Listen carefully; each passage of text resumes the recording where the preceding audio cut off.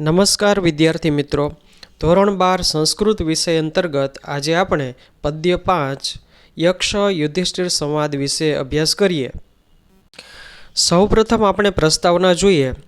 મહર્ષિ વ્યાસ રચિત મહાભારત એક વિશ્વકોશ સમો ગ્રંથ છે।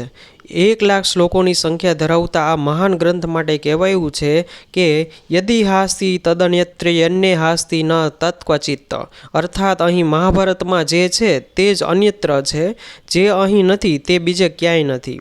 આ કથન દ્વારા કરવામાં આવેલી ઘોષણા અક્ષર સાચી છે। આ ઉપરાંત એક બીજી બાબત પણ ધ્યાનપાત્ર છે। મહાભારતમાં વિષય વસ્તુનું પ્રસ્તુતિકરણ વૈવિધ્યસભર છે। સામાન્ય રીતે મહાભારતનું સમગ્ર કથાનક સંવાદાત્મક છે।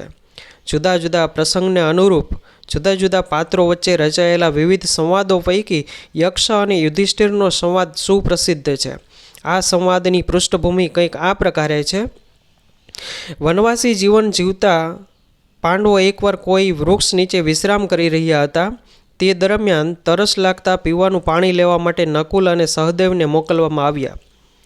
ઘણો સમય પસાર થયો છતાં એ પાછા આવ્યા નહીં, એટલે અર્જુનને અને તે પણ પરત ન આવતા ભીમને મોકલવામાં આવ્યો। ઘણો સમય થયા પછી ભીમ પણ પાછો આવ્યો નહીં, એટલે યુધિષ્ઠિર સ્વયં જાય છે। સરોવરના કિનારે પહોંચીને યુધિષ્ઠિર પોતાના ચારેય ભાઈઓને અચેતન પડેલા જોઈ આશ્ચર્ય પામે છે। યુધિષ્ઠિર જ્યારે સરોવરના જળને લેવાનો ઉપક્રમ કરે છે ત્યારે અદૃશ્ય રહેલો કોઈ યક્ષ તેને રોકે છે અને જણાવે છે કે આ બધા તમારા ભાઈઓને મેં જ અચેતન કર્યા છે। તમારે પણ આ સરોવરનું પાણી લેવું હોય અને ભાઈઓને સચેત કરવા હોય તો મારા પ્રશ્નોના ઉત્તર આપો। યુધિષ્ઠિર સંમત થાય છે અને એ સમયે યક્ષની સાથે જે સંવાદ રચાય છે તે યક્ષ અને યુધિષ્ઠિર સંવાદના નામે પ્રસિદ્ધ છે। આમાંથી પસંદગીના પદ્યોનો પ્રસ્તુત પાઠમાં સંગ્રહ કરવામાં આવ્યો છે। પ્રથમ 2 પદ્યો સંવાદની ભૂમિકા રૂપ છે, તે પછીના પદ્યોમાં ક્રમશઃ યક્ષના પ્રશ્નો છે અને યુધિષ્ઠિરના ઉત્તરો છે। તૃતીય પદ્યથી લઈ 10મા પદ્ય સુધી કુલ 16 પ્રશ્નોત્તર છે। છેલ્લા 3 પદ્યો સંવાદના ઉપસંહાર માટે છે। શ્લોક 1 યક્ષ ઉવાચ પાર્થ મહાસાહસં કાર્ષી મમ પૂર્વ પરિગ્રહ પ્રશ્નાન ઉક્ત્વા તુ કૌંતેય તતઃ પીબ હરસ્વચ। ભાષાંતર જોઈએ। યક્ષ બોલ્યો, હે પાર્થ, તું સાહસ કરીશ નહીં।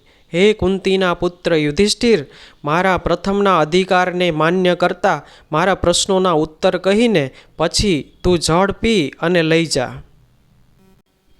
શ્લોક 2 યુધિષ્ઠિર ઉવાચ ન ચાહમ કામયે યક્ષ તવ પૂર્વ પરિગ્રહમ યથા પ્રજ્ઞમ તું તે પ્રશ્નાન પ્રતિવક્ષ્યામિ પૃચ્છ મામ।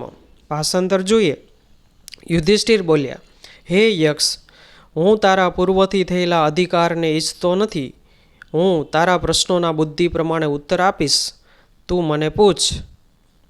શ્લોક 3 યક્ષ ઉવાચ કિમ સ્વીત ગુરુતરમ ભૂમેઃ કિમ સ્વીત ઉચ્ચતરમ ચ ખાત કિમ સ્વીત શીઘ્રતરમ વાયોઃ કિમ સ્વીત બહુતરમ તૃણાત। ભાષાંતર જોઈએ। યક્ષ બોલ્યો, ભૂમિ કરતાં શું વધારે ભારે છે? આકાશથી વધારે ઊંચું શું છે? પવન કરતાં વધુ ઝડપી શું હોય છે? અને ઘાસ કરતાં બહુ વધનારું શું હોય છે? શ્લોક 4 યુધિષ્ઠિર ઉવાચ માતા ગુરુતરા ભૂમેઃ ખાત પિતોચ્ચરઃ તથા મનઃ શીઘ્રતરમ વાયોઃ ચિંતા બહુતરી તૃણાત। ભાષાંતર જોઈએ। યુધિષ્ઠિર બોલ્યા, માતા ભૂમિ કરતાં વધારે ભારે છે અને પિતા આકાશથી વધારે ઊંચા છે। મન પવન કરતાં વધુ ઝડપી હોય છે અને ચિંતા ઘાસ કરતાં બહુ વધનારી છે।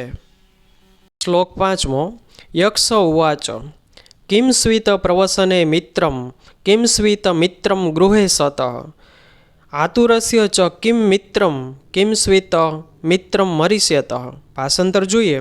યક્ષ બોલ્યો, યાત્રા સમયે મનુષ્યનો મિત્ર કોણ છે?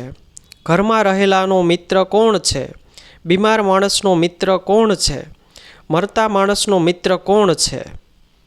શ્લોક 6 યુધિષ્ઠિર ઉવાચ સાર્થઃ પ્રવસને મિત્રમ ભાર્યામ મિત્રમ ગૃહે સતઃ આતુરસ્ય ભીષક મિત્રમ દાનમ મિત્રમ મરીષ્યતઃ. ભાષાંતર જોઈએ.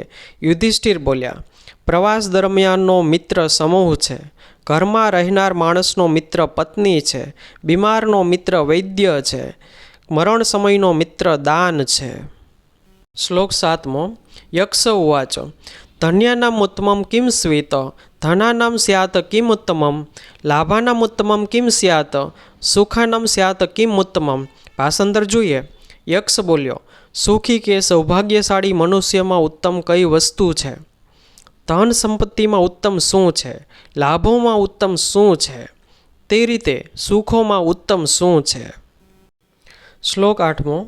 યુધિષ્ઠિર ઉવાચ ધન્યાનામ ઉત્તમમ દાક્ષ્યમ ધનાનામ ઉત્તમમ શ્રુતમ લાભાનામ શ્રેષ્ઠમ આરોગ્યમ સુખાનામ તુષ્ટિરુત્તમા. ભાષાંતર જોઈએ. યુધિષ્ઠિર બોલ્યા, સુખી કે સૌભાગ્યશાળી મનુષ્યમાં ઉત્તમ દક્ષતા છે, ધન દોલતમાં ઉત્તમ જ્ઞાન છે, લાભોમાં ઉત્તમ આરોગ્ય છે અને સુખોમાં ઉત્તમ સંતોષ છે. શ્લોક 9મો.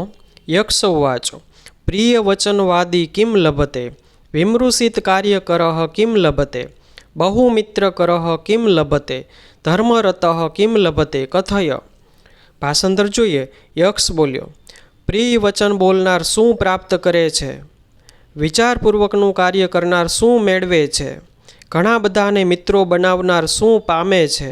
અને ધર્મપરાયણ મનુષ્ય શું મેળવે છે તે કહો. શ્લોક 10મો. યુધિષ્ઠિર ઉવાચ પ્રિય વચનવાદી પ્રિયો ભવતી વિમૃષિત કાર્યકરો અધિકમ જયતિ બહુમિત્ર કર સુખમ વસતે યશ્ચ ધર્મરતઃ સ ગતિમ લભતે. ભાષાંતર જોઈએ. યુધિષ્ઠિર બોલ્યા, પ્રિય વચન બોલનાર પ્રિય બને છે, વિચારપૂર્વકનું કાર્ય કરનાર વધુ જય પામે છે, ઘણા બધાને મિત્રો બનાવનાર સુખેથી રહે છે અને ધર્મપરાયણ મનુષ્ય સદગતિ પામે છે. શ્લોક 11મો. યક્ષ ઉવાચ વ્યાખ્યાતઃ પુરુષો રાજન યશ્ચ સર્વધની નરઃ તસ્માત ત્વમેકમ ભાતૃણામ યમિચ્છસી સ જીવતું. ભાષાંતર જોઈએ.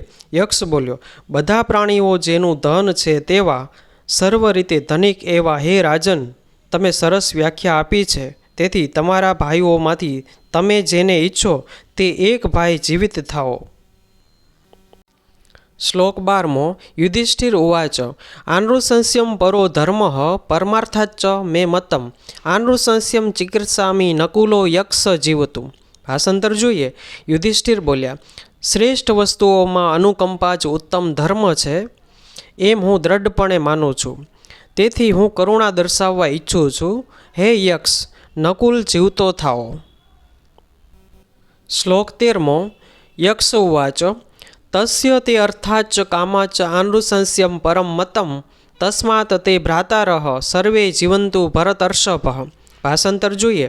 યક્ષ બોલ્યો, હે યુધિષ્ઠિર, તે અર્થ અને કામ કરતાં પણ દયાને શ્રેષ્ઠ ધર્મ માન્યો છે. તેથી હે ભરત શ્રેષ્ઠ, તારા બધા ભાઈઓ જીવતા થાઓ.